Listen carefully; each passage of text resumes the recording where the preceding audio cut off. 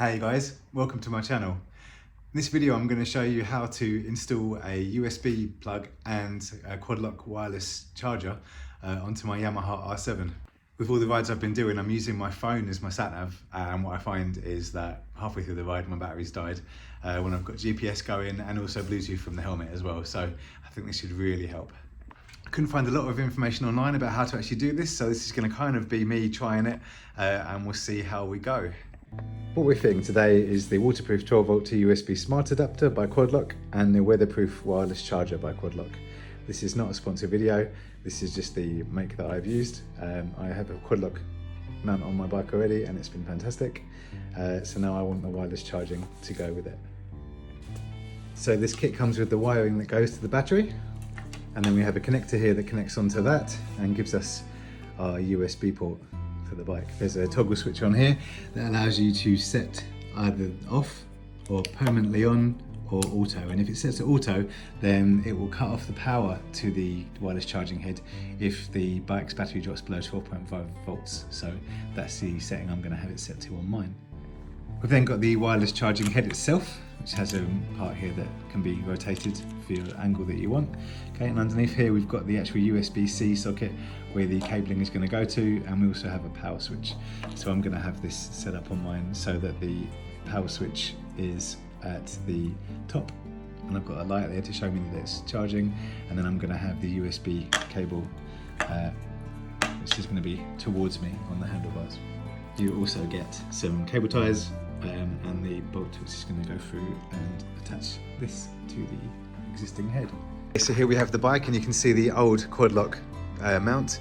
This is going to come off and I'm going to put the new wireless charging head on, but this bike doesn't have any USB ports on it. What I'm going to have to do is get the Quadlock USB kit, attach that to the battery which is underneath the seat, and then somehow get that wire, bring that out underneath here somewhere safe, so we can then plug the charger into it.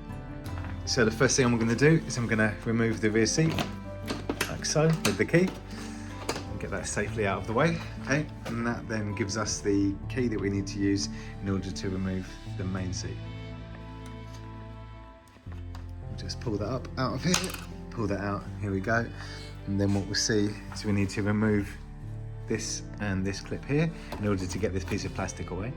And to do so we simply just apply some pressure to the middle of them. We should use something a bit sharper than this, but I'm just using, okay, and they should then be able to pull these out, keep these safe, and then we can pull this piece of plastic here away to reveal the bolts that we need to remove in order to remove the rider's seat. These have been done up very tightly by my garage, so I'm going to have to use a slightly different tool. I'm using a 5 here to undo this.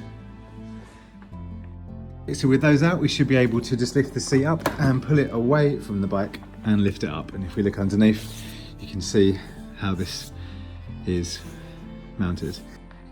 So we've now got the seat off, and we can see we have one of the battery terminals here. There's the negative already with something attached to it, and then we've got the positive here. We'll just have to remove these here in order to get to the battery properly.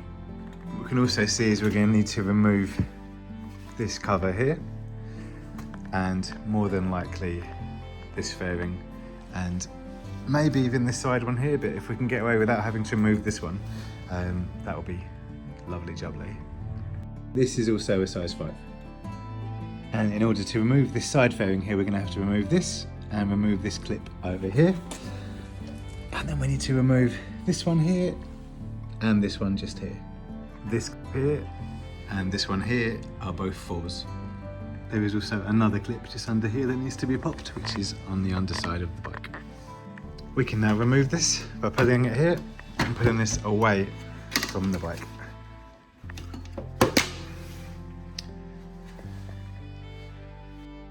We've undone this, we can take this away now and get that safely stored with everything else. Okay, so now we have access to the positive and negative battery terminals, and we've started to get some kind of route towards the front of the bike, but what we do need to do now is get this fairing off here. That's going to be done by removing this screw here, undoing this clip here, this clip here, and this clip here. Once you've undone those screws, this whole fairing just lifts up, slides forward, and can come out like this. The USB cable comes with this grommet that we slide down over the USB-C end, all the way down to the USB-A end. So we have the USB-A end of the cable plugged in here, and we're sliding this over like so. Perfect.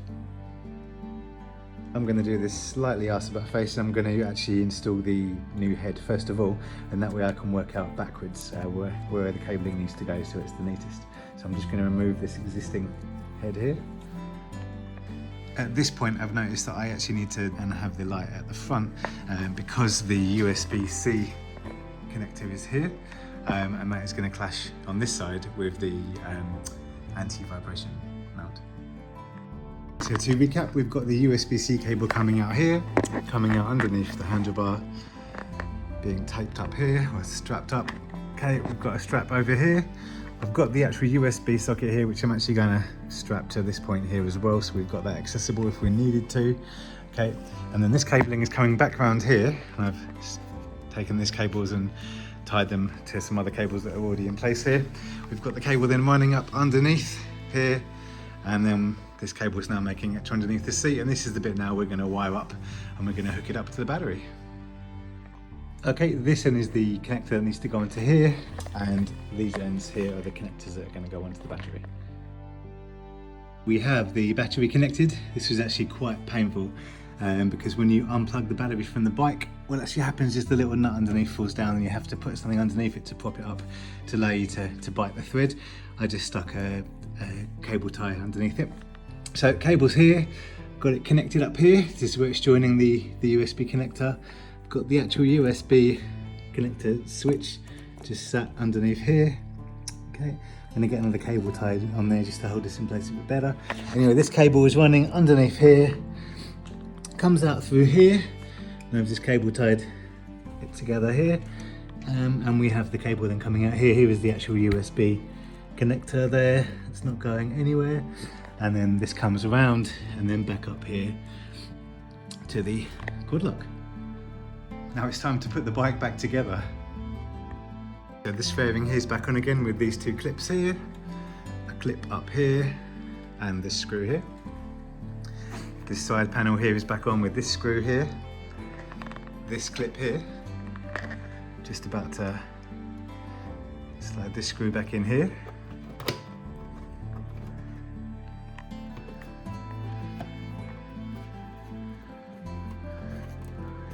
Don't screw it too tight, obviously. This piece here needs to go back over top of the battery, which is where we took it off from. So that's going to sit just like so.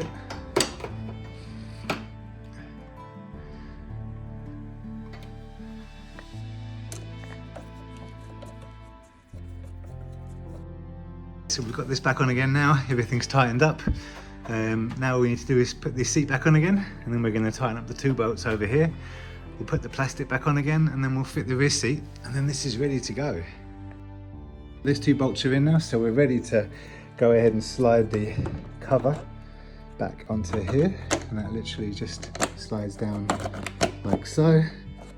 Okay, we just pull the pin here, so this is now popped in place. We pull the pin, push this through here, and it's a case of just clicking that in, and now this is fully secured, and that's that bit there. So now, finally, all that's left is to fit the rear passenger seat. And we're good to go. Bike's back together. Everything's sturdy and solid. That is actually how that is meant to be. It's the same on the other side. This is fully in. This is in here, and we've got the Quadlock case. Thanks for joining me on this adventure today, taking the bike apart and fitting this Quadlock wireless charger. A few scary moments, kind of not being a mechanic, felt a bit weird taking the bike apart as much as I had to, but I'm really pleased with the outcome, and I'm looking forward to my next ride now and charging the phone as I ride. Ride safe, and I'll see you out on the road.